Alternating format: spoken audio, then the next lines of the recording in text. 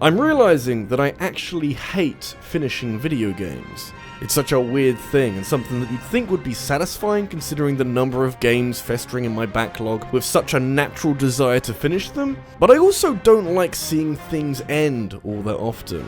I mean, obviously I'd rather bad games ended sooner, but sometimes I get invested in a good story and a great game, and I'm scared that I'll reach the finish line and realize that there's nothing left to do. Why would you leave me in this empty world with nothing to satisfy my desire to do things? That's just unnecessarily cruel. I don't think we ever got to a point where we expected every game to have stuff to do after you've wrapped everything up in the story, but there's been enough examples in the past that we know what to expect when it does happen. I beat the game, but instead of putting the game back in the case and walking away, there's actually more things to do, and that's kind of exciting. Unless it's terrible, in which case I'll be making toast in 5 minutes.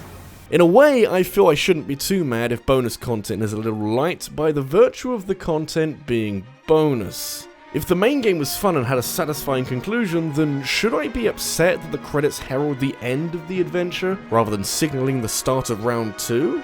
Really, if that was the conclusion that we arrived at, this video would be very redundant and unnecessary if bad post-games wasn't a problem that needs addressing.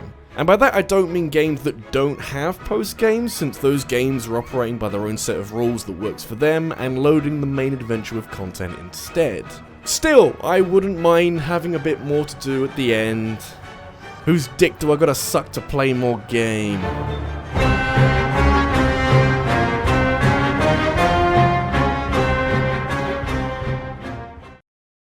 So I suppose there's some kind of difference between a post-game and unlocking something extra for beating a game. If you think how most post-games work, you'll typically end up unlocking an extra set of quests or storylines that you can look into once the bad guy is dealt with, which isn't too far removed from being able to access special features upon completion of a game that alters something about it in a significant way.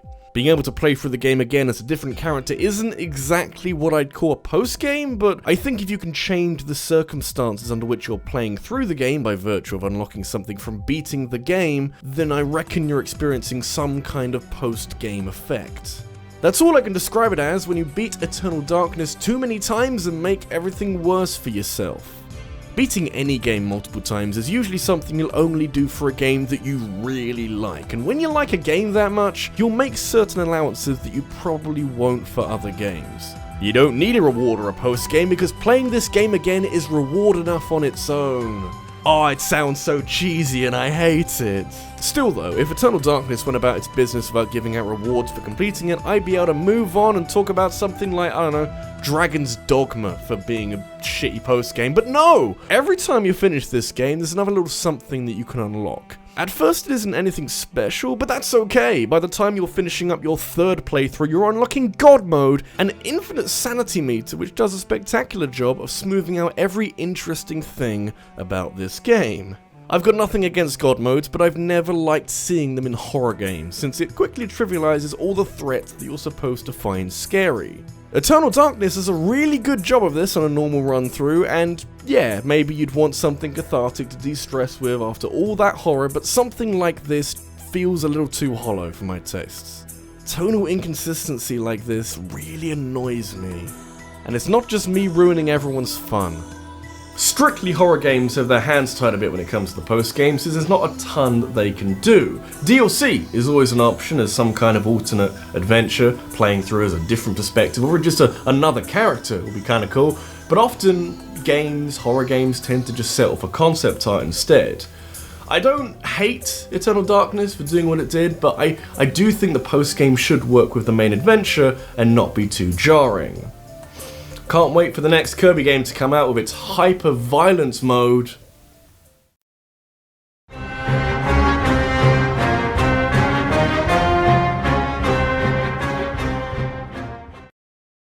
I'm not sure if it's obvious or not, but the length of a post-game is no real indicator of the quality of the post-game. Sometimes I'll really want a very lengthy, beefy post-game to give me something to do after I've beaten everything into the ground.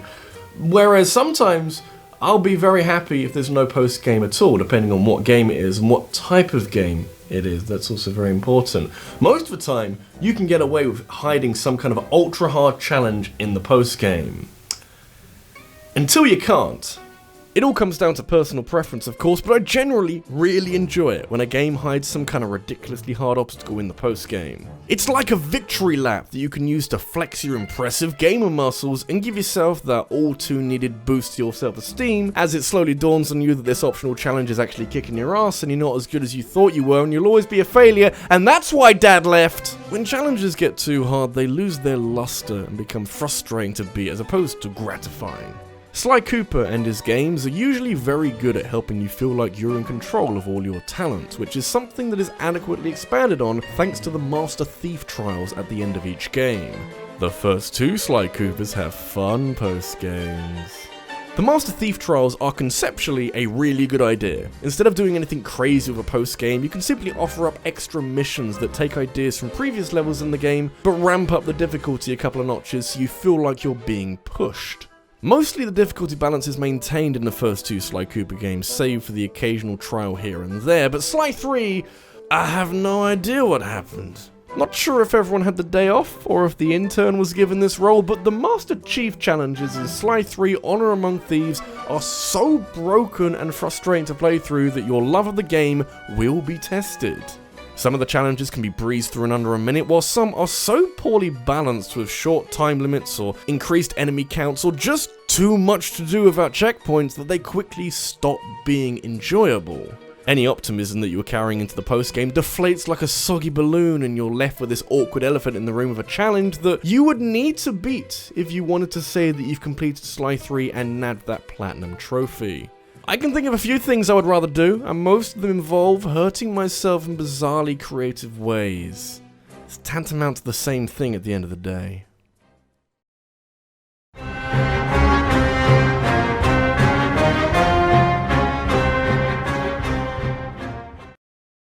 I love a good super boss. You can categorize post-games a number of different ways, with a bonus boss fight against some super-powered monster being one of the easiest and most effective methods of dishing out post-game.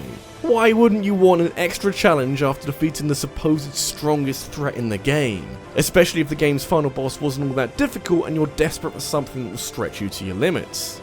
I love the idea of the goalpost being moved and what you thought was the scariest, baddest enemy in the game. Actually, it's this guy. He's much worse. Good fucking luck with that. If you've played any kind of game that has a fancy combat system with 1,000,001 combos to learn with its high skill ceiling for the keen player to master, you've likely stumbled across some kind of super boss in the post game that is specifically designed to act as a means of pushing a seasoned expert to their limits.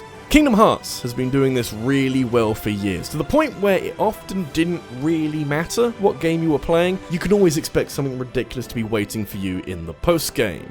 Right up until Kingdom Hearts 3 actually happened.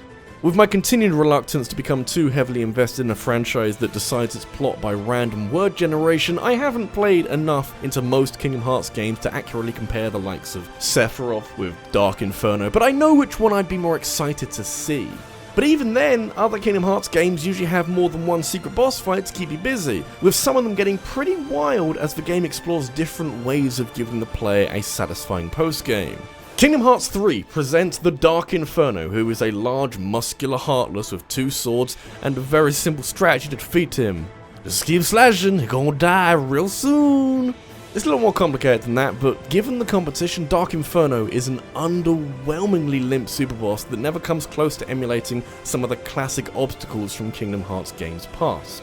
This comes with a caveat though, because previous games have had a final mix that adds more features, and Kingdom Hearts 3 is getting some DLC this winter, so the complaints I have at the moment might become unfounded very soon. Not that I have any record of videos aging poorly. Can't wait until they finally remake Majora's Mask.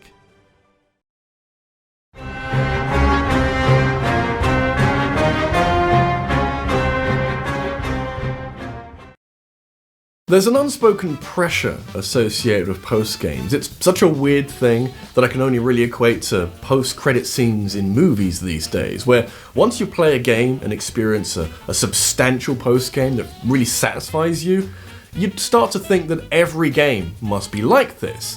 It's ultimately very unfair expectations to place on kind of literally every game that's ever existed, but maybe not totally unfair for games within the same franchise. For as long as I can remember, Super Mario games have been really good at keeping the song going. Honestly, given their gameplay style of throwing down more and more complicated levels or objectives in front of you, it's very easy to make a post-game for your average Mario platformer, both 2D and 3D. Super Mario 3D World impressed me with the way it let you unlock a 5th character and laid out another couple dozen levels in front of you as an incentive for collecting green stars. Similarly, Super Mario Bros. The Lost Levels was hiding 4 extra worlds full of some of the hardest Mario platforming outside of a sadistic Mario Maker stage, which I'd say is the perfect reward for being so good at the hardest Mario game. And hey, do you guys remember how cool it was in Super Mario 64 when you threw Gabe Bowser into those bombs and saved the princess and got the kiss on the nose that you deserved, and then, oh man, all that post-game! All that, yeah. To be fair to Super Mario 64, it's not like Mario Sunshine did much better in this department. It's the same idea in that game, that you beat up Bowser having accumulated a fair heaping of stars, but Nintendo hadn't quite worked out a suitable incentive to encourage players to reach for the full 120. Sunshine gave you glasses and a crappy postcard for completing the game, with the post-game being nothing more than plonking you back into the world and letting you play levels that you hadn't got around to yet. Mario 64 is almost identical, but with one small difference. Finding every star in this game will unlock a cannon in the castle grounds, which will then transport you to the roof, where you can find a reminder to subscribe to RabbidLuigi's YouTube channel if you've enjoyed this video, and click the bell for notifications of every new upload. This, I feel, is a very underwhelming reward for so much effort, and when it eventually morphs into the shape of beloved series regular Yoshi the dinosaur, all I can think is, why would you tease me like this? I suppose it's a proof of concept that one day Yoshi could be in a 3D Mario game as a promise that this might be a thing one day, but I would have wanted a secret level or something more substantial. Depends how happy you are to see Yoshi and the 100 lives he gives you, I suppose. You'll be mercilessly throwing them away in no time at all.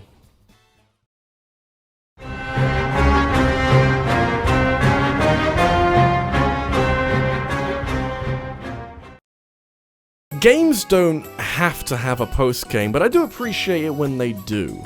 All these years, I guess I've been taking them for granted because I tend to notice when there's either nothing or very little to do in the post-game, especially when this isn't the normal course of events for a particular franchise. With the sheer scale behind your average Pokemon game, I think it's perfectly natural that not every last drop could be squeezed into the main adventure, and that some of it is left over for the post-game. It's in fact so natural that mainline Pokemon games have been the shiniest example of beefy post-games that keep throwing content at you even when the main conflict is finished. And they really should, since there's more to Pokemon than simply conquering the Elite Four or beating back the crime syndicate of the hour, since there's hundreds of the little bastards now, and I'd very much be interested in getting to know every last one of them on a personal level. And honestly, with all the battling and catching and breeding of numerous different Pokemon that you can keep yourself occupied with, you could argue that Pokemon games don't actually need post-games. Clearly this is what they were thinking in 2013. When Pokemon X and Y first came out, I think a lot of people took to it pretty nicely. You got the Pokemon that you love, but in 3 dimensions, with a boat full of gameplay tweaks, and with an exciting new region and legions of new Pokemon to catch and train. The 6th generation of Pokemon, as it was presented in the early stages before the story really got going or players reached the post-game, was a well-received title that was seen as a successful transition to 3D for the series. Upon closer inspection, there's a lot wrong here that I'd love to go into at some point, but I'm more concerned with what you've got available to you after the credits have rolled past. How does the first mainline 3D Pokemon game handle post-game? It prefers not to. There's an element of, is that it, about this? You've got a handful of items that you can pick up from random NPCs that become available in the post-game, but the main things are Keyloud City, catching legendaries, and the Looker side quest. Keyloud City is primarily used for the Battle Maison, which is your standard post-game gauntlet against randomized trainers with randomized teams of Pokemon. It's fun, but not very long.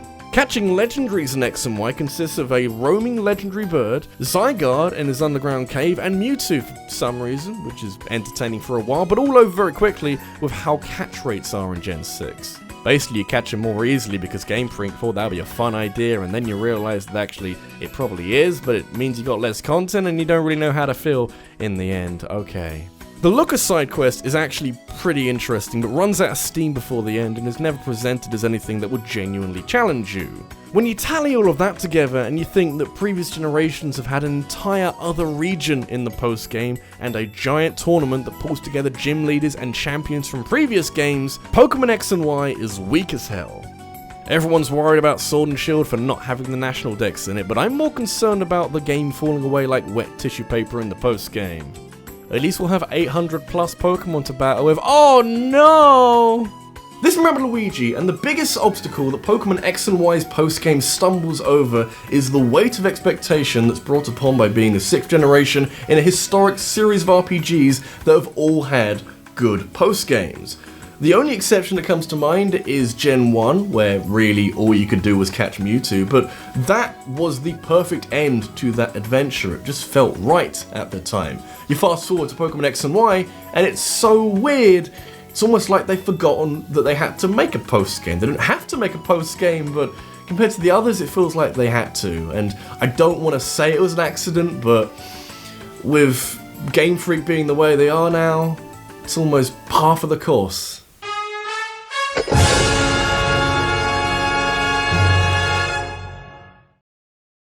Have you got a topic that you'd like me to talk about next week? Make sure you leave a comment about that down below because I'll be taking the most interesting suggestions and making a poll on the next video. In fact, here's one right now that I prepared from last week. I'll be revealing the winner of the poll on Twitter and taking suggestions for games to talk about that are related to that topic. So feel free to follow me over there so we can keep in touch. Thanks for watching, and I'll see you in the next one.